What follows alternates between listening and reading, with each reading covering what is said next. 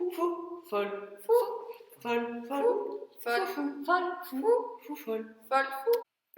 Moi, c'est Aline. Et moi, c'est Camille. On est toutes les deux formatrices à la Ligue de l'enseignement du Gers. Notre travail, c'est d'accompagner tous les jeunes qui le souhaitent à différents moments de leur parcours de vie. On voulait vous faire un court-métrage en mode enquête d'action ou envoyé spécial et se marrer avec notre groupe. Et puis finalement, quand on leur en a parlé, ils se sont dit que le sujet des discriminations, ce n'était pas toujours si drôle. On s'est dit que c'était chouette de parler d'eux, de leur parcours, de leur vie, de leurs efforts pour y arriver. Finalement, on a choisi de faire un documentaire.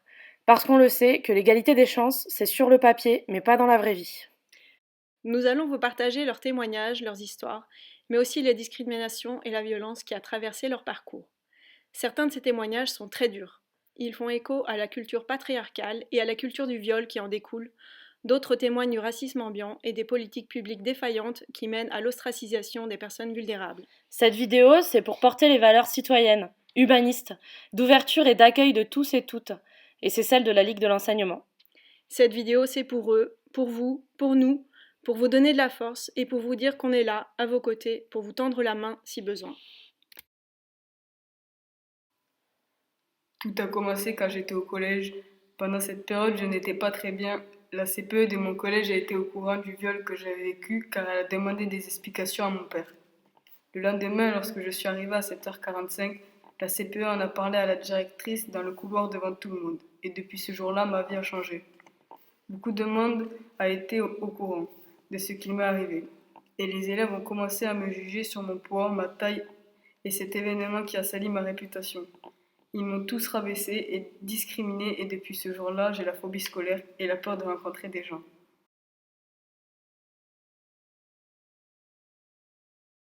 C'était en cinquième, j'étais dans une classe dans laquelle je ne connaissais personne. Plus les jours passaient, plus je me sentais mal et j'avais l'impression d'être jugée. Je n'avais qu'une copine. Arrivée en quatrième, j'étais dans la classe avec la section foot, la seule classe que je redoutais, et j'avais bien raison. Les moqueries commençaient à prendre le dessus. Ils avaient réussi à ce que toute la classe me déteste, me juge et se moque de mes dents. Je me sentais mal, j'avais la peur en moi, je n'arrivais plus à passer devant eux, sans baisser la tête. Ils avaient l'emprise sur moi. Pendant 2 ans, j'avais honte de moi, j'avais peur d'aller au collège. Je suis passée en troisième et c'était toujours pareil. Le stress, la peur, je me concentre plus et mes notes chutaient. Je ne l'ai jamais dit à personne et maintenant je regrette d'avoir arrêté l'école. Pour ça, mais j'avais peur de continuer. J'avais peur de subir la même chose. Plus jamais. Mes parents se sont séparés quand mon frère avait 5 ans et moi tout juste 2 ans. Bien sûr, ils ne se sont pas séparés en bons termes. Je me suis toujours senti rejeté par ma mère et je pense que ça vient de là. Je ne suis pas arrivé au bon moment ou alors j'étais pas voulu. Pour elle, mon grand frère était le petit roi qui l'avait sauvé. Et moi, 2 ans après la séparation, ma mère rencontre notre beau-père. 2 ans après, mon petit frère arrive. Cela a été encore plus dur car j'étais la seule fille au milieu de 2 garçons, dont les 2 petits rois. Ils avaient quasiment tout et moi non. En entrant au collège, ma vie a été un enfer. Quelques mois après la rentrée, je me faisais déjà harceler parce qu'en sport, j'étais au même niveau que les garçons. Je me suis fait beaucoup insulter par les filles. Du coup, je restais avec les garçons. Les journées passent, les mois, les années, toujours harcelé, mais de plus en plus violent. La troisième se termine bientôt. Notre dernier cours de sport avant le brevet, une fille demande d'aller dans les vestiaires. Le prof dit oui. J'ai tout de suite compris ce qu'elle allait faire. Tout le monde riait. Le cours se termine. Je vais vite au vestiaire et là je vois mes affaires de change dans les toilettes, mes cahiers dans les lavabos. Je n'ai rien dit. On est allé manger au self, je suis allé remplir une carafe d'eau pendant que les autres étaient morts de rire. Je me suis placé devant la fille en question et je lui ai balancé la carafe d'eau sur elle et je suis parti. Je suis resté seul jusqu'à la fin bien sûr.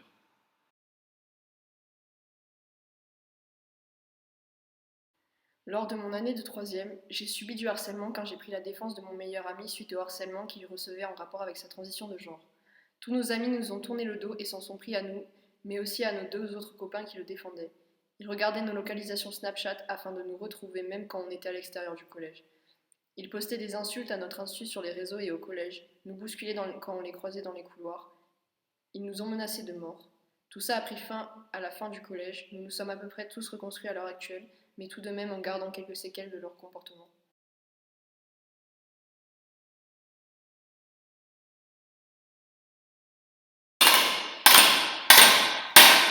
Plus jamais. Gros tas, l'autre, le crasseux, guignol, le troué, ce sont les noms que je portais au collège. Un jour en quatrième, en sport, la prof a désigné 2 chefs d'équipe pour faire un match de foot. Pendant qu'ils faisaient les équipes, il disait « Pas lui, il ne sait pas courir, il est trop gros ».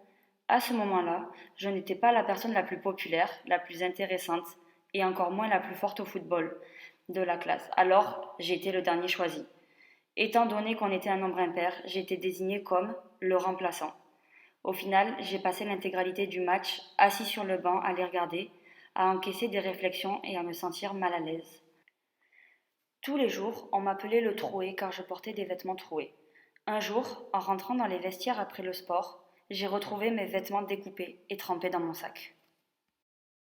Dès la fin de mon CAP en restauration, je voulais m'orienter vers autre chose et vu que je m'occupais souvent de mon petit-neveu, je m'étais décidé de m'orienter vers un CAP en petite enfance.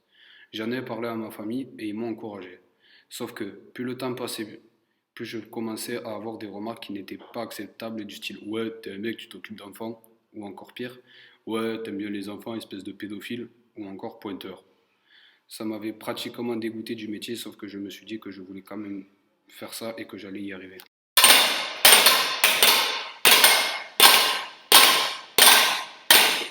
Plus jamais. C'est l'histoire d'un jeune homme qui a vécu ses années au collège comme un enfer à cause d'un harcèlement trop violent pour lui. Les autres m'appelaient la brindille, l'asperge et se moquaient de mon physique. Je me suis plongée corps et âme dans les études pour retarder le plus possible mon entrée dans le monde du travail, à cause de mon trop grand manque de confiance en moi. À partir de mon entrée à la maternelle, de toute ma scolarité, j'ai été le vilain petit canard. Timide, pas à l'aise avec les gens, j'ai directement été mis à l'écart, tellement que je me suis inventé des amis imaginaires en ayant conscience qu'ils n'existaient pas. À partir de la quatrième, j'ai commencé à trouver qui j'étais et à affirmer mon identité, et réussir à me défendre face à mes harceleurs.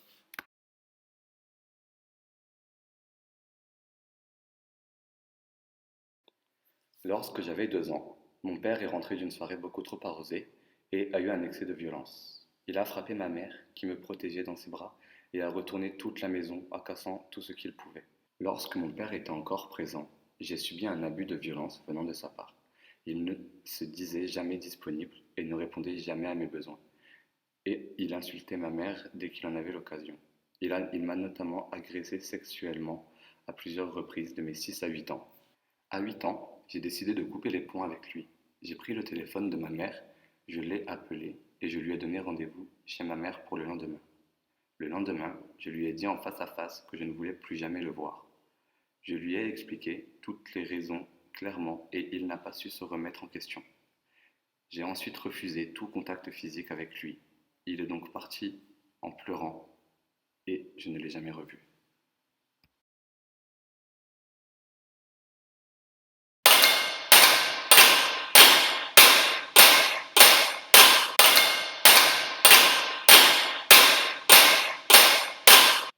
Plus jamais.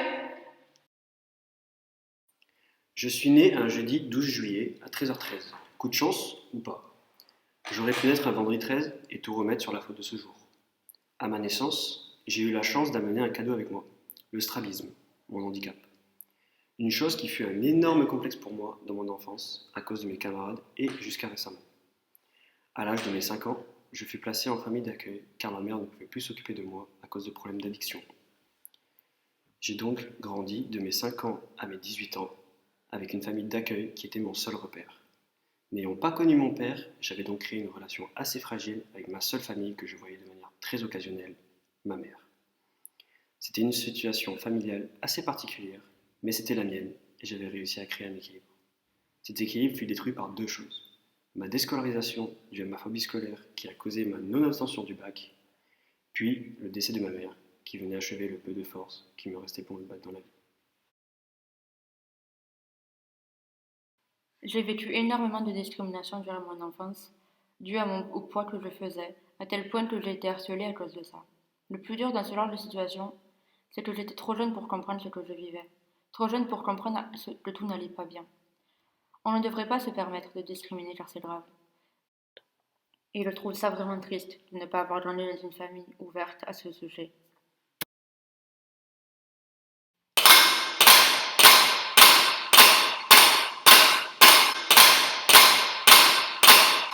Plus jamais. Je suis né dans un quartier dit de non-droit où drogue et violence sont les principaux revenus et divertissements. Un jour, ma mère a décidé de quitter mon père et de partir avec moi pour me sortir de tout ça. Car mon père n'est pas un enfant de cœur. Mais là, comme il ne pouvait plus taper ma mère, j'ai pris sa place. Chaque anniversaire où j'étais chez lui, et même les Noëls, je n'avais ni cadeau ni gâteau, mais un coup de couteau. De mes 5 à mes 10 ans, il m'a vendu comme objet à des femmes du quartier. Un jour, j'ai voulu partir, il m'a rattrapé et mis une balle dans le tibia. Alors la seconde fois, je me suis battu au couteau avec lui. Je me suis enfui pour rejoindre ma mère. À l'école, en France, j'ai vécu du racisme de la part d'un surveillant et du prof d'histoire. J'avais déjà vécu ça dans mon pays parce que nous ne sommes pas comme les autres là-bas. Nous sommes considérés comme des pauvres et nous n'avons pas la bonne couleur de peau. C'est pour ça que nous étions maltraités à l'école. Nous étions 4 de notre communauté et on était tous mis à part, au fond de la classe. On se faisait taper les doigts tous les matins, uniquement nous, pas les autres, pour n'importe quelle raison. Faire tomber un stylo, une seconde de retard, etc. Au début, quand je suis arrivée en France, on n'avait pas de papier et on craignait la police. Nous étions cachés, ça a duré 3 ans. Moi, j'étais à l'école en internat, mais ma famille se cachait dans un champ, sans eau, sans électricité, dans une caravane. Un jour, nous avons rencontré une association et grâce à elle, nous sommes maintenant ici, aujourd'hui. Nous vivons dans un appartement, j'ai des papiers et du travail.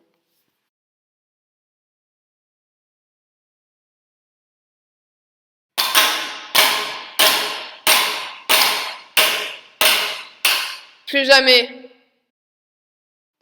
Depuis que je suis enfant, du plus loin que je me souvienne, j'ai toujours senti des regards insistants et accusateurs sur tout ce qui pouvait me constituer. Que ce soit mon style, mes cheveux, manière de m'exprimer, mes choix, mes goûts, mes envies et même mon propre corps. J'ai eu le droit à des paroles toutes plus marquantes les unes que les autres. Pourtant, du plus loin que je me souvienne, toutes ces petites choses qui faisaient que j'étais moi, qui faisaient de moi un individu à part entière, me faisaient du bien. Alors j'ai tout gardé et accumulé au fil des années. Ça a continué, pendant 7 ans durant, et à chaque fois, chaque réflexion me poussait un peu plus vers la rébellion et la colère. J'ai fini par adorer apprendre à me connaître, tout en fermant la bouche des personnes violentes. J'ai fini par ne plus me laisser faire et ne plus rien laisser passer.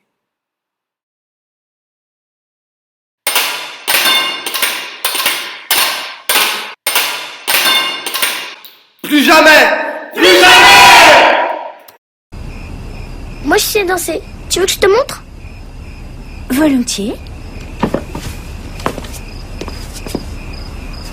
Poupi poupi poupi pou. Poupi poupi poupi pou. Poupi poupi poupi pou. Poupi poupi poupi pou. Poupi poupi poupi pou. C'est extrêmement gênant. Poupi